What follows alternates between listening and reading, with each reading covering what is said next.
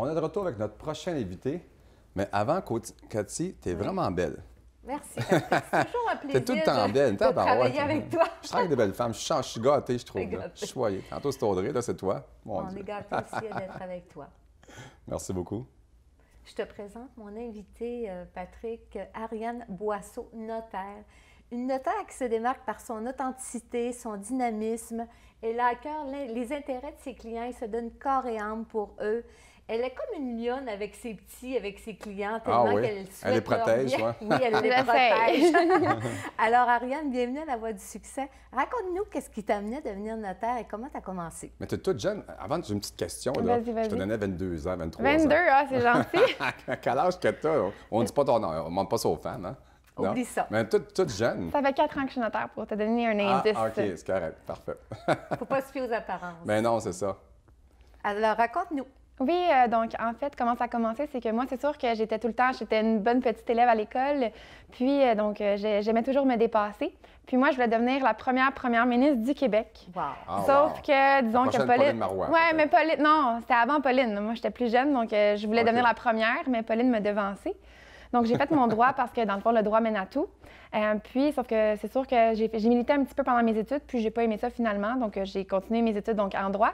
Puis, c'est sûr que tous les professeurs nous parlaient comme si on allait devenir des futurs avocats. Donc, qu'est-ce qui arrive, c'est ça, c'est qu'ils nous disent quand vous allez faire votre barreau, mais ils nous parlaient pas du tout du notariat. La seule chose que je connaissais du notariat, c'est que la Chambre des notaires nous avait payé notre code civil en première année. Bon, ça Donc... n'a pas une grosse... Non, puis de là, tu es devenu notaire. Elle s'est pas encore découvert la non, passion. c'est ça. C'est vraiment juste en 3e année de bac, vraiment. Dans le fond, j'avais une de mes amies qui est allée dans un dîner causerie notariat, puis dans une pause de cours, elle m'en parle. Puis elle commence à m'énumérer, dans le fond, toutes les qualités qu'elle avait dit qu'il cherchait chez une notaire. Puis je me suis rendu compte vraiment que c'était moi.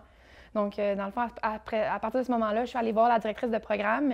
Puis, dans le fond, je me suis informée sur le notariat. Puis, j'ai décidé, à la dernière minute, de faire mon diplôme de droit notarial à la place du barreau. L'étincelle s'est faite. Mais là, tu as ouvert ton propre bureau. Comment ça fonctionne, là? Oui, j'ai ouvert mon propre bureau il y a 3 ans. Donc, c'était super important pour moi. Un jeune entrepreneur. Oui, un jeune entrepreneur. Les jeunes sont dynamiques aujourd'hui. Hein, ils niaisent pas sur le pot. Et pourquoi les gens vont te consulter, premièrement? Parce qu'elle est belle. Non, pas juste pour ça. Oui, on l'a dit. En tout cas, moi, on changeait de notaire, moi, là. Si j'aurais tout de notaire de même, ça serait le fun. Non, mais pourquoi les gens vont me consulter? Mais c'est sûr que moi, dans le fond, je fais beaucoup de choses. Donc, tout ce qui touche à la protection des gens, donc à la protection de la personne. Donc, tu sais, autant, dans le fond, des achats de maison, des testaments, des mandats, des contrats de mariage. Aussi, donc, je célèbre des mariages. Je fais des conventions de vie commune.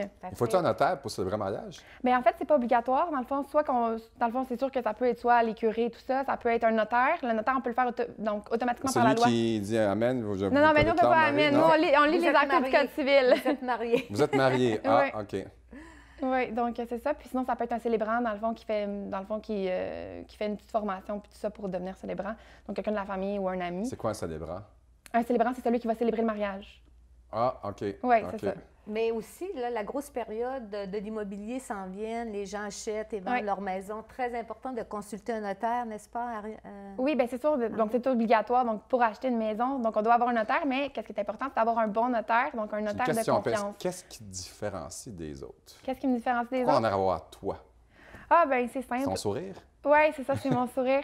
Non, mais moi, en fait, comment je travaille, c'est que qu'est-ce qui est le plus important pour moi, c'est que je sers mes clients comme si c'était ma famille ou si c'était mes amis. Okay. C'est super important pour moi.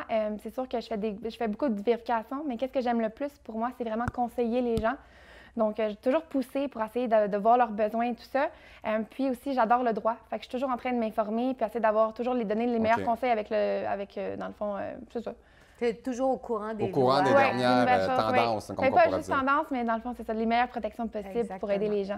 Donc, si moi, je vends ma maison puis je vais te voir, tu vas faire les recherches en conséquence pour que tous les documents soient faits en règle. Bien, oui, bien, c'est sûr, bien, on a toute cette obligation-là, mais c'est sûr que dans le fond, c'est aussi par rapport au devoir de conseil.